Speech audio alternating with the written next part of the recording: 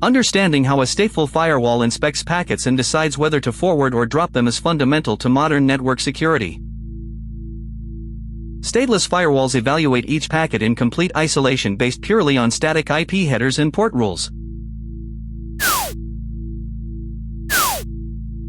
However, stateful firewalls maintain an in-memory session tracking table to contextually correlate return traffic with ongoing connections.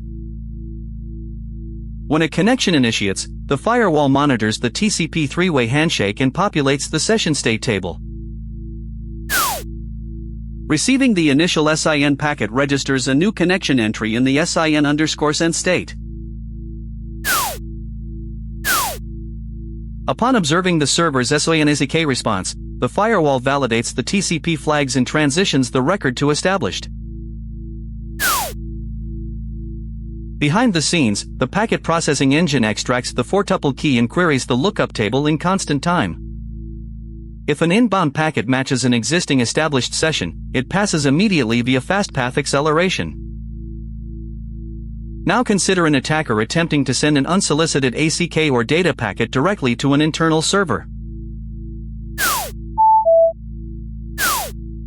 Because no active session entry exists for this flow, the firewall immediately flags the packet as invalid and drops it.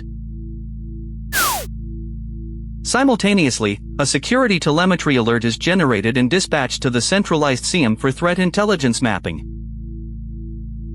Stateful firewall inspection provides robust protection by validating connection history, enforcing TCP semantics, and silently dropping unauthorized network traffic.